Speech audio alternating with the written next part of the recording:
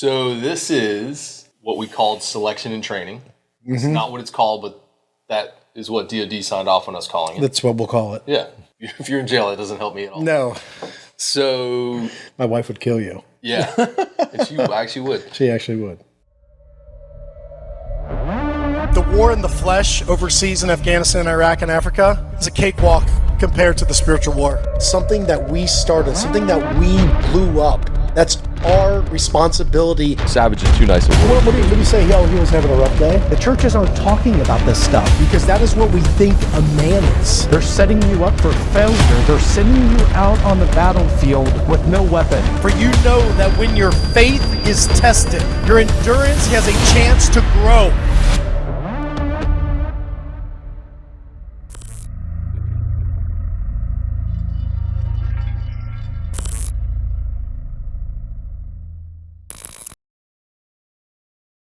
All right. Chapter India. Yes, finally. Took a while. Finally.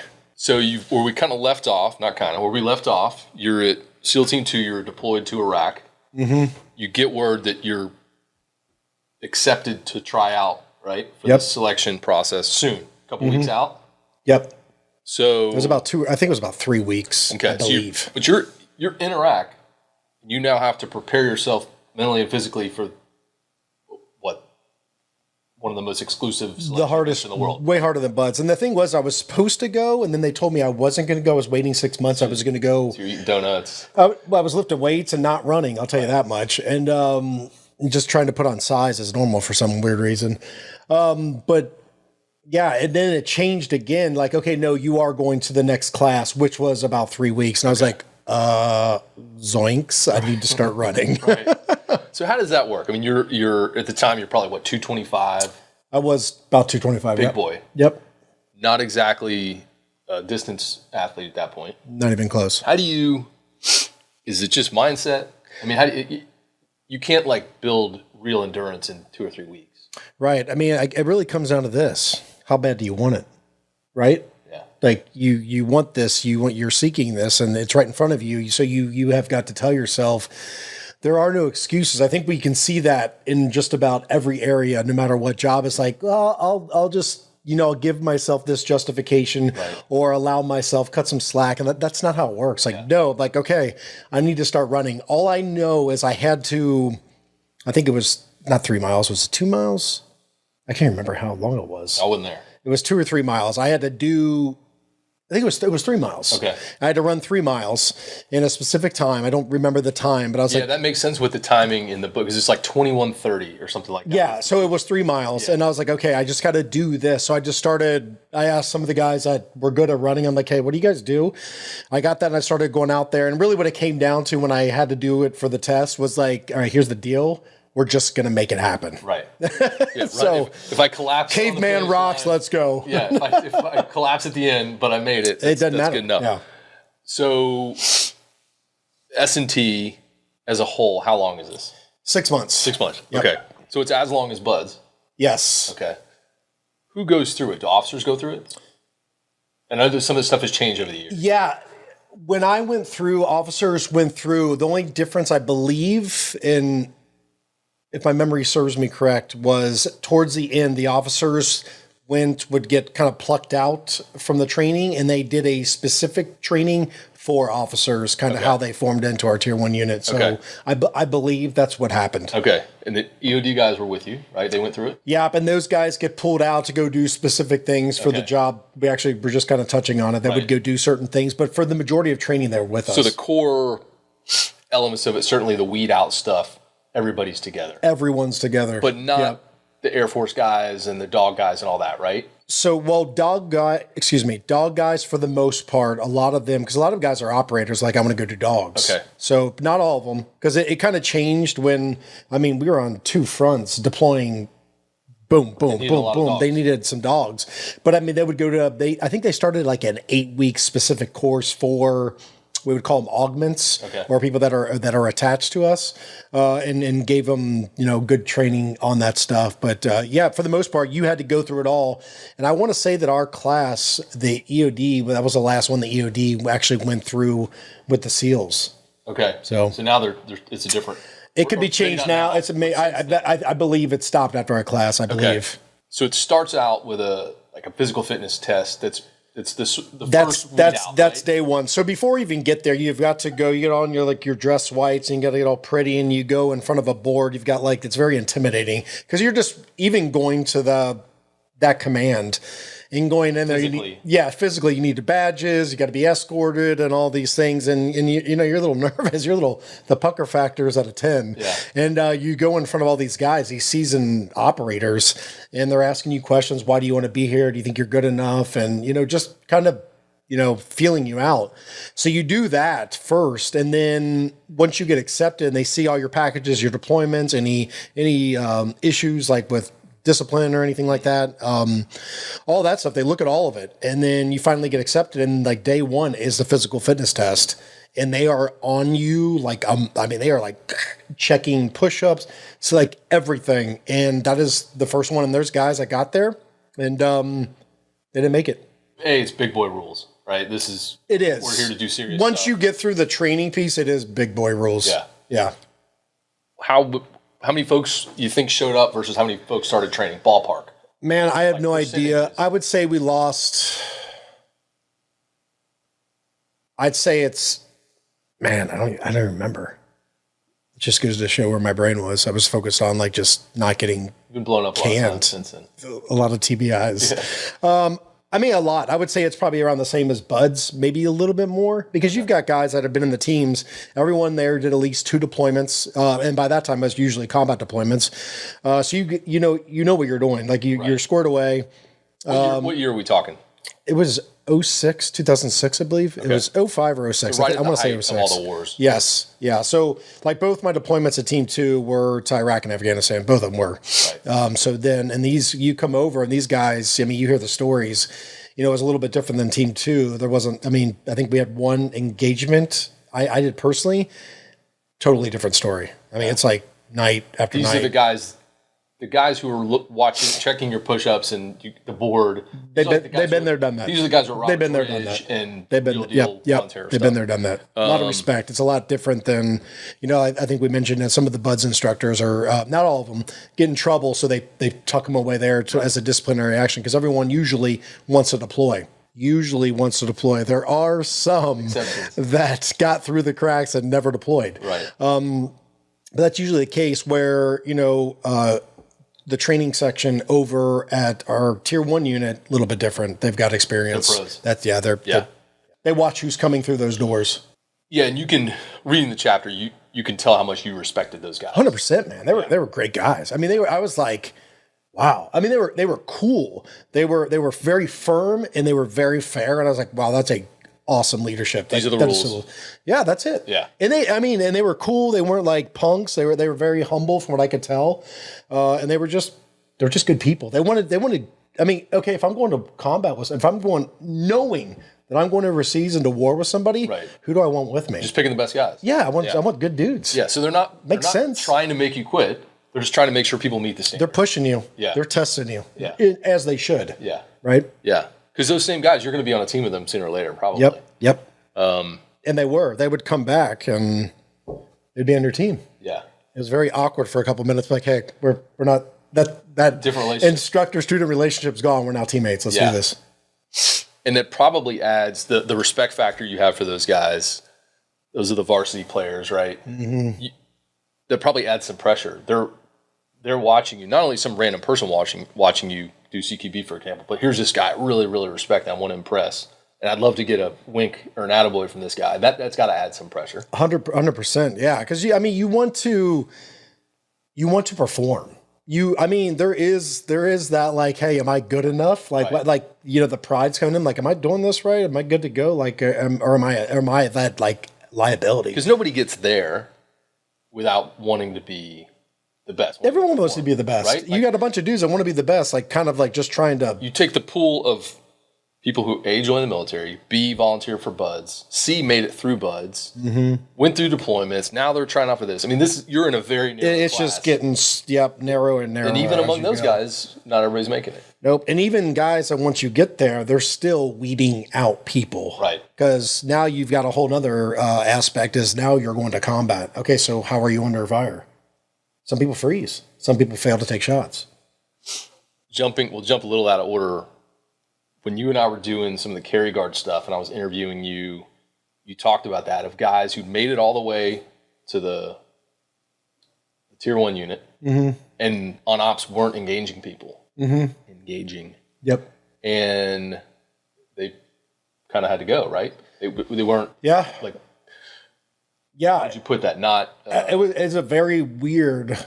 It's very weird. It's like, dude, you know what you signed up for. Because this is all I volunteer here. Like you just said, volunteer here. You know what's going on. Iraq and Afghanistan and Africa were kicking off, and a couple other places. Is you know what's going on. Yeah. Like we're losing our boys. Americans are dying over there all the time. You just kind of question it, but then you got a mental aspect and. Can I live with myself? I don't know what goes on in their heads, but I know this. If somebody's watching my back and they're not taking out the bad guy, yeah, get away. Not the guy you want for that job. Maybe a great human being. Maybe a great human being, but I need you to shoot that guy in the face. I would say there's different kind of dogs. Very. Right? You've got 3 dogs here. They're all amazing, by the way. I love to figure out what kind of dog somebody is. Like I'm a golden retriever. That's good. I can bite you. I don't want to bite you. That's good. I mean, I can bite you if I have to. You're more of. It depends on the day. Yeah, but we don't know. 28-year-old Eddie, a little more Malinois. Definitely. Pitbull, right? Probably more of a bulldog right now that just kind of lays by the door. Yeah. Can get up and bite you if it needs to. Maybe. But it doesn't want to. Maybe. Yeah. Is that food I hear? Yeah. So back to the story. You get there, you go through the physical events, you made the run. Of course, you being a competitive swimmer, did well in the water. Yeah, that wasn't a problem. That was not a problem. And that's with fins and a mask? Dude, yeah, it was fins with a mask. And I think we talked about this in the book. It was like a salmon run, man. Like they just say go, like you all get in this like big swimmer circle or whatever, huddle in the water, and they say go, and it's going, and you're all together. I mean, it'd be kind of like an Ironman. Right. Never done an Ironman. I've seen an Ironman. Looks like on TV. But like there's fins popping off, mask. I mean, it's like raw because like my career and pride and ego are on the line, and it's the last event. Right. So you're like just clawing to just make it. Nobody's being nice. No one gives a crap about you. And you really can't tell who anybody is because you're in water, they're splashing. It's just like white water everywhere. So And it's an open water swim, right? Open water, yeah, it was in a bay. And by the end of that, I guess you kind of have figured out who's going to make it, right? You know what the time is. Yep. These guys over here are not going to come with us. This group of guys over here. Yeah, you can usually tell by your halfway, like, hey, if you're behind at halfway, you're usually probably not going to make it because you're exhausted. Right. But if you got like a minute or two to spare, it's like, all right, cool, I can just cruise back on in and start celebrating. So I'm sure there's already your first little victory is you're standing on the beach with the guys that all made it. Yep. So they would, once you got out, be like, all right, over here, over here, over here. And then there was a cutoff time. You guys get ready. Over here, over here, over here. So you knew. So at each event, they don't let you go through the whole test. If you fail the push-ups, you're done. Push-ups, You're done. Okay. You're done. I I believe that's what happened. Sit-ups. Like just, they were done. Because I remember on the first thing, I think it was sit-ups or push-ups, and somebody failed. I'm like, bro, how can you show up? Right. I don't get it. It's like showing up to Bud's. Like, I didn't know the water was cold. Right. You don't deserve to be here if you didn't. Right. If you didn't like get your intel. Do your homework. Yeah. Like, man. Okay. So once that, you make it through that, you get your little temporary ID badge, which is your first tangible, sign that you're moving forward. Mm-hmm. The idols we have. Almost like you talked about looking at your Trident in the dash of your car. Yep. CQB is next at the command, right? Yeah. So the CQB, close quarters battle. So room clearances, taking down hostage rescues, taking down the bad guys. That's I believe the first thing. Okay. And I think it's a total of 4 or 5 weeks, I believe. Okay. Is that but the first at Shaw's and at the command? First 1 or 2 were at home. Okay. So back in Virginia. Then we went out to Shaw's. Got it. Shooting school. And that's Mid-South. Yep. John Shaw was a competitive shooter back in the 70s and 80s. Yeah, they got a couple kill houses out there, a bunch of ranges, all kinds of stuff. A lot of shooting out there. A lot of shooting. That's almost the home away from home for the command. Pretty much. That's where Adam Brown learned to go from right-hand shooting to left-hand shooting when he lost his eye when we were, through. That's where he... Actually, that was before. That was before training or selection. Yeah, I think, if I remember the story correctly, he went through sniper school to make himself a better left-hand shooter. Like, that he did everything he did. And it was insane. Went through, what would you say, the toughest shooting course in the world? Yeah. With his non-dominant hand and non-dominant eye. I mean, that's something. Yeah. And if you haven't read Fearless, it's a must. It's a must. It's a must. Yep. Phenomenal guy that I never had the pleasure of knowing, but just from reputation. Great dude. Okay. So describe, it seems like there are a couple big failure points for people, weed out points. Mm-hmm. One of it being CQB. That'd probably the biggest one by far is that. The next would probably be... well, the first one would be the physical test, right? You lose some guys. Yeah, so physical, but I mean, that wouldn't, but the CQB, that would be the biggest one. And then honestly, like your character, if you're a turd or you kind of run your mouth a little bit too much and it just doesn't sit well with certain people, because there's a little bit of politics going on in there. So CQB is almost the hell week of pretty much, yeah. And then jumping would be your last, which is towards the end. Okay. And you might lose a few, but usually that's it. That's kind of settled. Usually, I mean, then you got injuries, which happen, and usually if you're good to go and you got injured, we'll just roll you to the next class. Okay. It all depends. So what goes wrong? What makes the CQB so difficult? I know that's your thing, but well, it's really the attention to detail, because it starts off with pistol going super slow. When I say super slow, like not even drawing from a holster, it's in your hand and you're literally presenting it to the target super slow. They want you, they want to check your corners, near corner, far corner, and then you're sweeping to get 10% off the guy's muzzle in front of you. If you oversweep, flag out, you get nailed for it. Okay. If you undersweep, you get nailed for it. If you missed a corner or missed something, you get nailed for it. And they're just watching you like a hawk. But that's where you start. Then you move a little bit faster. And then you go to a rifle, same thing. Slow down. And it's all like bang, bang, like dry fire, like just lip firing. Right. And then you move up to, sim. And then you move up to live fire. And it's just like, if you're not doing it right, they're like, you're gone. You're out. It's very technical. Very technical. Very technical. And obviously there's a safety aspect to it. And then they let the leash go, like, all right, go. And they want to see you how you operate a house. Right. And that's where you either, and they change it.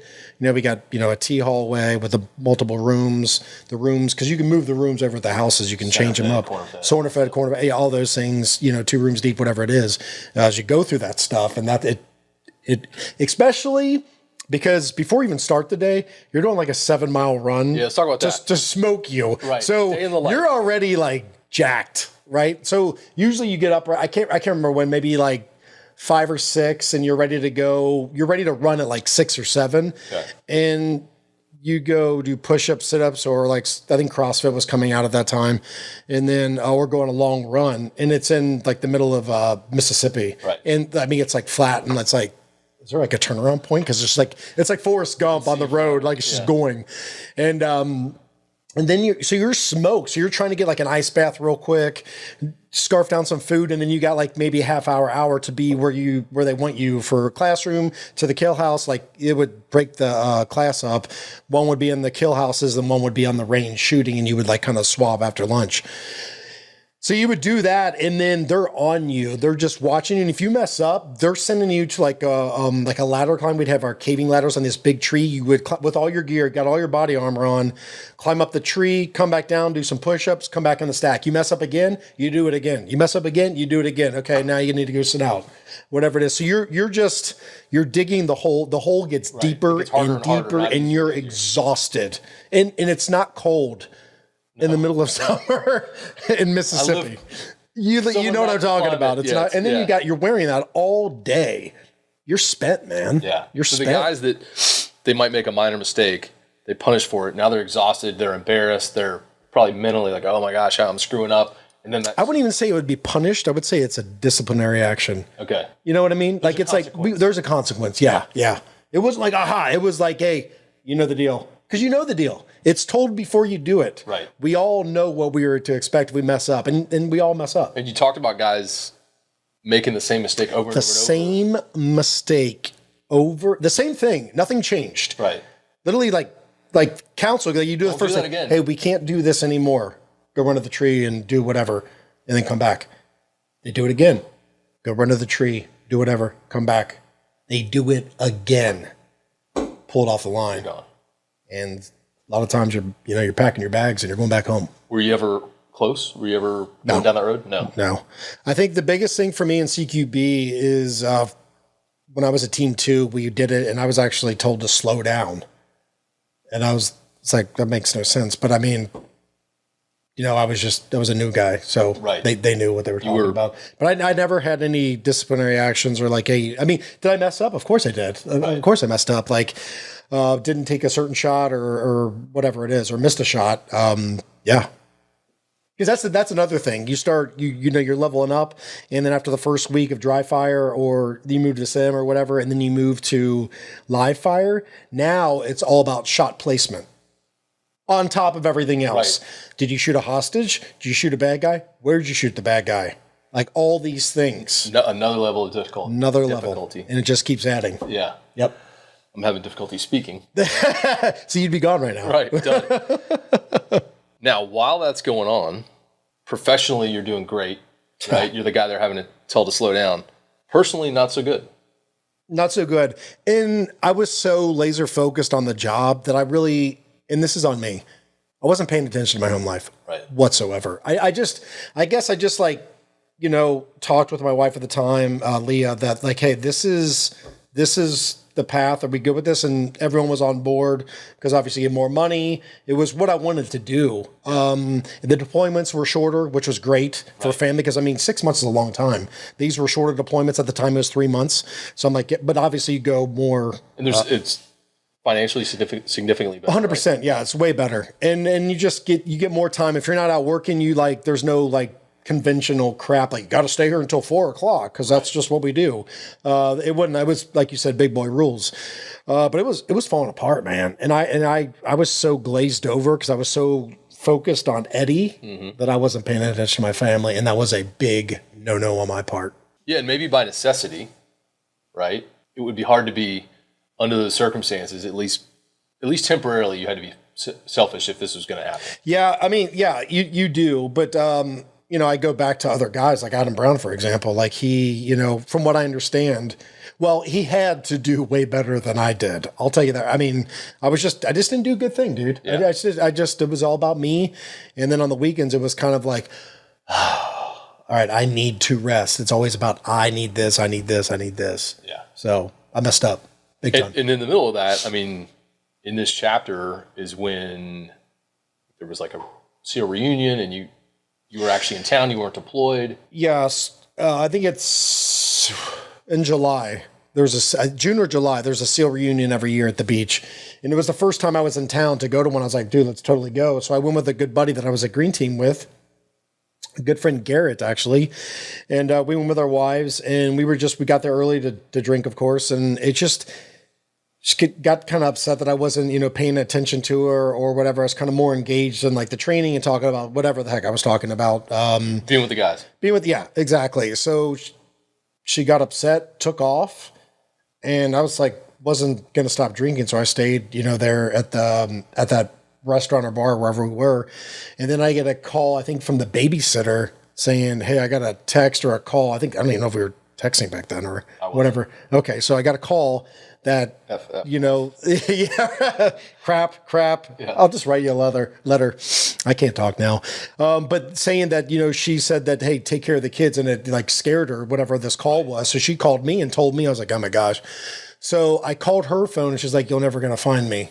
And I'm like, okay. So I just started calling every hotel I could think about in that, because I knew she was drinking. She wouldn't drive too far. Right. Luckily. So finally, I think on the fifth go around of hotel, I found out who she was or where she was, and then, had them go up there and check the room. She wouldn't answer the door. I was like, call the cops, get the cops there. And the cops said, hey, if we're going to break down this door, you guys are responsible for paying. I was like, I understand. And went in there and she There's blood. And you're at I this understand. point, you had your 2 girls, Yes. right? Yep. So you got 2 kids Yep. who are at a young age. That's the point. That's still hands-on parenting. You've got a wife who's, hurting herself. That's a lot to deal with under normal circumstances. You've got that going on while you're in this toughest selection thing Right. known to man, right? Yeah. How do you compartmentalize all that? I don't know. I remember after that episode, she had to go to a specific hospital, and I remember going after training. We happened to be back for the week, thankfully, and her parents flew in to take care of the kids so I could do this. So thankful for that. But I remember leaving training, sweating, nasty shower real quick, and then I'd go see her, and I was just like, what the heck is going on? Like, what the heck is going on? And at that time I was like, you. Right.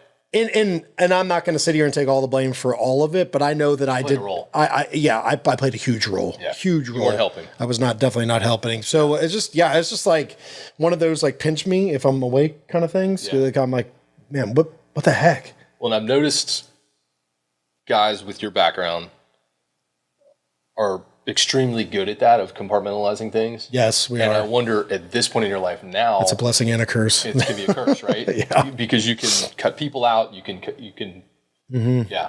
So that's one of those things you almost have to sort of deprogram later. Yeah, that's the thing. We've talked about this a lot on our Patreon page. Is like when you go to the military, you go through a process called boot camp, right? They're building you up to a certain place, almost machine-like, to do whatever you're supposed to do. There's not really that process when it's time to go back to normal life, Right. to be in the civilian. There is no process. It's like, okay, you did all this, you got all these traumas, all these TBIs. Good luck. Here's what you need to do for insurance, and here's your GI Bill. Highly recommend you get some college, and good luck. I mean, obviously, there's a little bit more. And a bunch of pills to suppress whatever the heck's going on. We're not going to really dive into it. Yeah. So like that compartmentalization can be 100% negative, especially when I'm trying to get on the level of my children and like address feelings and emotion and my wife. Like, dude, it's hard. It's like, are we good? Can we move on now? Like, let's just quit talking about this and move on. I mean, it's hard as a guy. Yeah. Then you throw the guy factor. That's the biggest. Yeah. Be your, late 20s at this point? Yeah. I mean, I don't know what I was like in my late 20s, but definitely different than I am now. Right. 100%. So yeah. There's a lot going on. And it seems, from afar, it seems like your generation, and certainly the ones before you, learned those lessons the hard way about transitioning, and that there are attempts made to make that process better now, it looks like, from the outside. Certainly on the nonprofit side and things like that. Yeah, they're starting to see it. But the thing is I think what you've heard my mouth talk about is like we're losing our focus. We're going to the secular, like, hey, we should go to this. We should try this. We should go this. Is like, guys, you need to be seeking him. There's another answer here. There's another and a truest of all things. Yeah. And that timing, we'll get there, but that worked out well for you, ultimately. Yep. The next, I guess, phase, and we won't go through the whole thing, all this stuff's on the internet, even stuff we can't say. It's on Wikipedia, right? The jumping. Mm-hmm. Now, you had already been through Army Jump School. Mm-hmm. No, it was put on by Navy. Navy started their own Freefall at that time. Okay. But no, like initially, didn't you go to airborne school after Buds? Well, yeah, static line. That's what I'm saying. Just static line.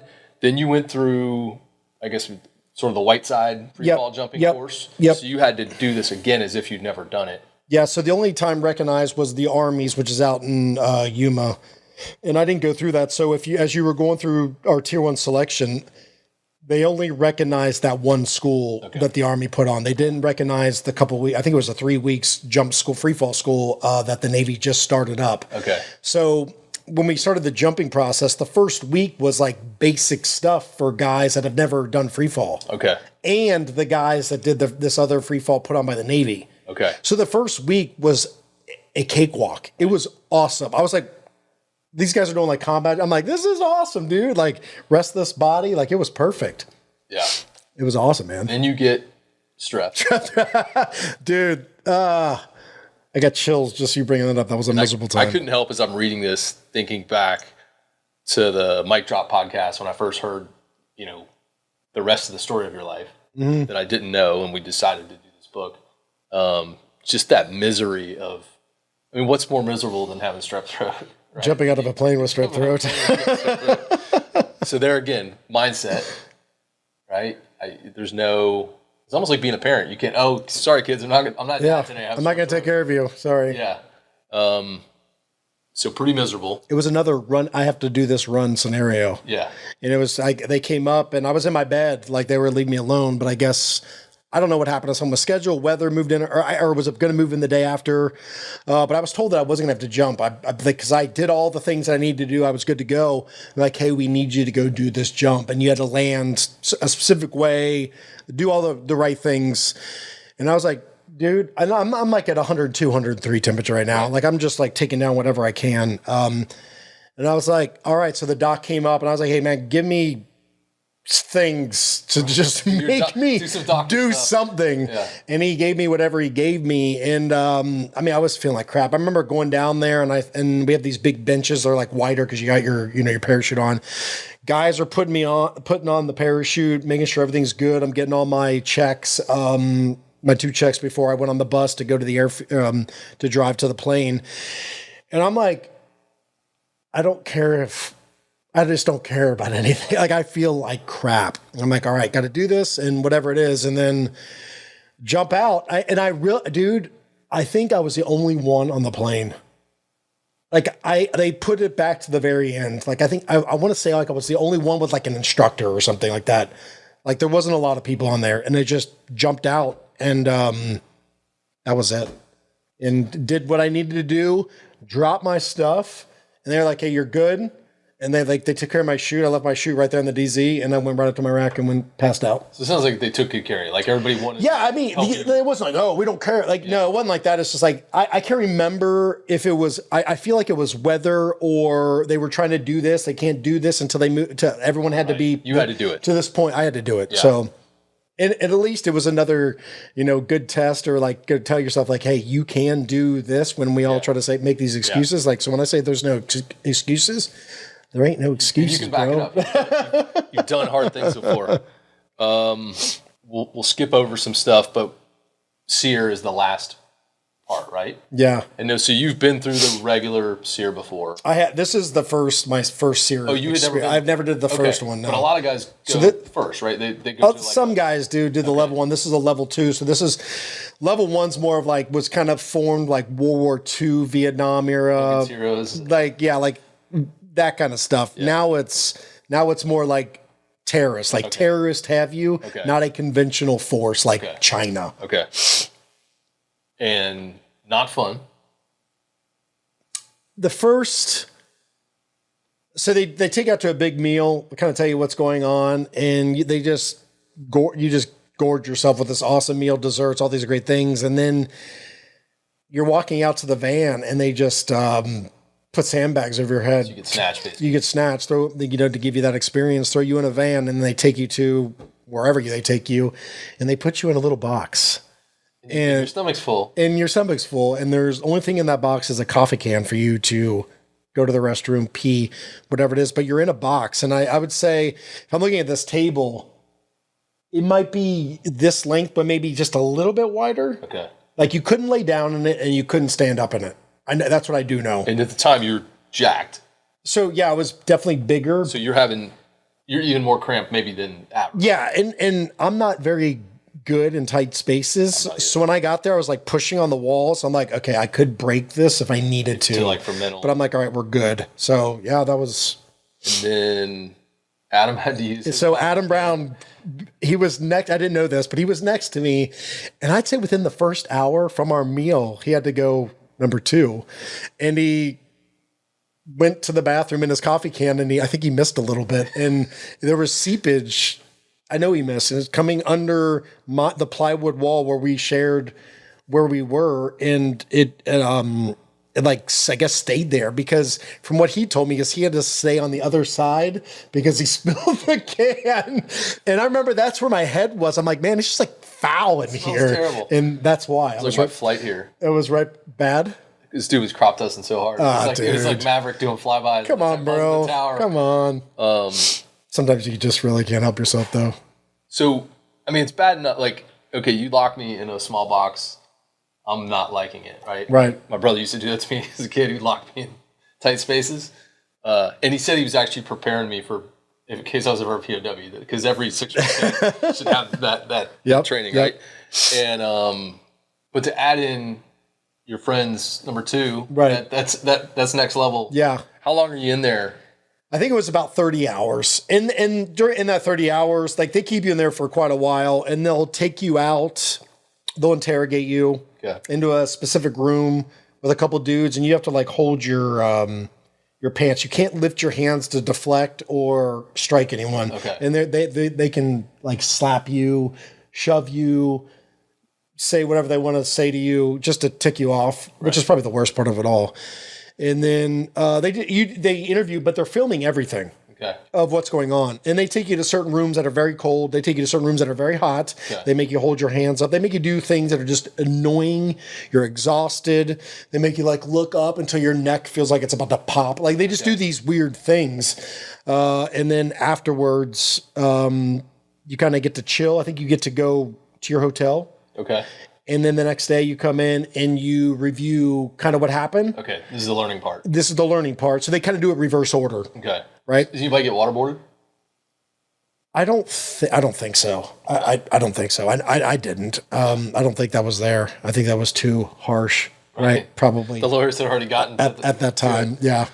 But then we do that, but then you learn about breaking out of shims or breaking out of handcuffs, shims, like learning what to do, what not to do, how to handle your captors, developing that rapport, and all these things. So it was pretty cool. It was actually really cool. It was really cool.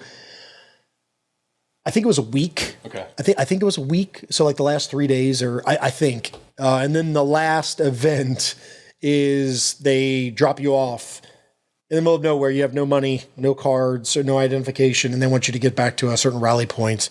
But what we did was we took a razor blade and cut in our sole of our shoe, put some cash in like a driver's license. And what we did was we got a cab and went to a bar and got tore up. And, but luckily one of the instructors was there, which was our saving grace. So we go back to the schoolhouse, which we're done with our selection. This was the final thing. Like we graduate pretty much without them saying, hey, you're going to this team. And, dude, I thought we were going to get kicked out. Like being another guy, I thought we were going to get kicked out. I was like, I cannot believe this is the last day. Once again, the alcohol. I was like, again, there it is again. Boom. Yeah. Perfect. Yeah. Case in point. But, so luckily nobody got kicked out. No one got kicked out. One of the instructors got kicked out for not setting us straight. But the mercy and grace came in on that one and like, hey, we don't do this stuff. And I was like, and learn my lesson, dude. I mean, it humbled me tremendously. So yeah, maybe not a bad thing. I mean, all those lessons are valuable. If you take them, if you learn from 100%, man. So you get to the end. Sounds like almost there are a lot of NFL sort of corollaries here, right? It's almost like the draft style. Even take college athletes, exceptional guys, right? And then you run them through the combine and only so many of them get drafted. It's sort of the same thing. You're starting out with all skills. So it's a lot more technical, a lot more, are these the right horses? So now you get drafted for your squadron. So there's certain squadrons up there, teams that are up there, and they each have kind of their own little personalities, their own little culture. Okay. And there's really good friends up there for people that are going training and they want a jockey to get those guys with them. So they kind of go into like a draft style and like, we want these guys, and that's just kind of works. And I'm sure the instructors are like, hey, I'm from X squadron. 100%. We want this guy. 100%. We don't want this guy. 100%. Yep. So you got to go where I grew up with Team 2. Your mentor there that made you want to go down this path. You got 100%. To go to his team. Yeah. It was awesome. It was good. What does that feel like? Like when you get that, how do they tell you? How do they tell you what team you got? I think it wasn't like a big thing. I think we just all got in a classroom and they just read your name down. And some of because a lot of us were like, I know I'm going here because my buddy's there. And they like said, hey, you're with us. And they'll give you the wrong team just to mess with you. Oh, so you're like, is this really? Is this what's happening? But no, they just tell you where you're going. And it's like, it's cool. It's really cool because you're like, okay, now I'm going to do, because we all have logos and different colors for these teams. And you're like, okay, so now I got to get rid of this color completely and totally shift over to this one. So, there's a little bit of that going on. Do you run out and get that logo tattooed right away? Or No, I did not. You don't want to be that guy who shows up with it first day? Oh, we made a mistake. Actually. Sorry. Whoopsie. Yeah. Awesome. No, but that was good. That was cool. There's a point in the hot wash of this chapter that you actually brought up. It was sort of one of the core messages when you came and spoke locally for me. And it was, one stage in your training, they were teaching you how to do a push-up correctly. Yep. Right? So basic, right? This is the most, like we're talking to a 3-year-old. This is how you do a push-up. Yep. And by the end of your career, you got a bad guy that you're at a dead run. He's got the drop on you. You shoot him in the head all without thinking about it. Yep, at full sprint, which wasn't fast. Right. Still a tough shot. And that's that's why we do all this, right? That's why this is so hard, is to get you to the level where you can make that shot. Right? I mean, the funny thing is like, I talk about that a lot with people, is like, that's in every aspect of our life. It's like, we just take a baby being born, right. That baby being born, and then they get into their teenage years, we learn so much, and then we have another baby that's born. We're like, okay, remember when we did this? This is probably a bad idea. Let's do this instead. Right. Or our job, right? Like you've written more than one book. I mean, each time you learn more and more and more, and you kind the military. I want to get a ghostwriter. There you go. You hire me, I hire him. You don't want? I'll do it for you. Okay. This new pop-up book by Keith Wood, right. Or is it Woods? I can't. No, I think it's still Wood. But yeah, you think about a trauma surgeon or a nurse or whatever. They've got to go, because when that mass casualty event happens and they have to respond to it, there's a long path for them to get there to be able to handle that and save lives. Yeah. And it could be like that in any career field, maybe. I think a lot of people too try to push it. Like, I just want to be here. I just want to be here. Like, dude, you got to be forged. You got to be like trained up. You have got to experience some crap, both good and bad, to get to that point that you want to be at. And it's hard to realize that at that age. Especially in an instant gratification world we live in. Yeah. And I had a career opportunity in my early 20s. And I wanted to go, I'm ready for this thing, right? And they offered me this thing that would have slowed me down maybe a year. It was like a sort of an apprenticeship thing. And it was in the intelligence community. Right after 9/11, I'm like, all right, I'm going to go do this. And they're like, no, you can't do this job.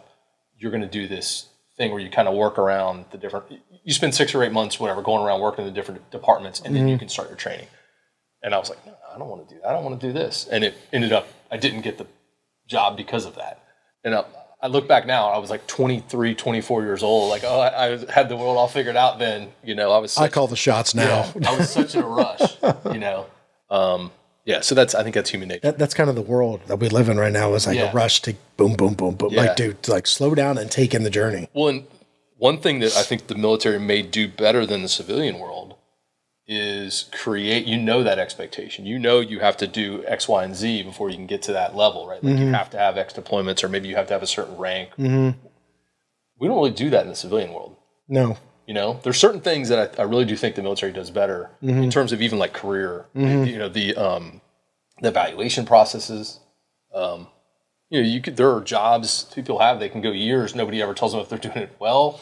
They're not promoted. There's no, process. And that reminds me of, in selection, we'd have the top 5, bottom 5. Yeah. Tell me about that. So you'd have every week you would put down everyone knows this is going on, is you put your top 5 performers that you feel are the top 5 performers in the class, peer review, and your bottom 5.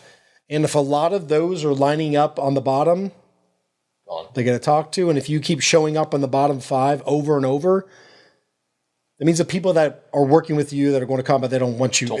They just don't feel safe, or whatever. There's personality conflict or something like that is going on. But that's like, dude, there's no sugar coated on that there. That's like, okay, cool. Yeah. Rock on. All right. And that's, these people might be incredibly high performers, right?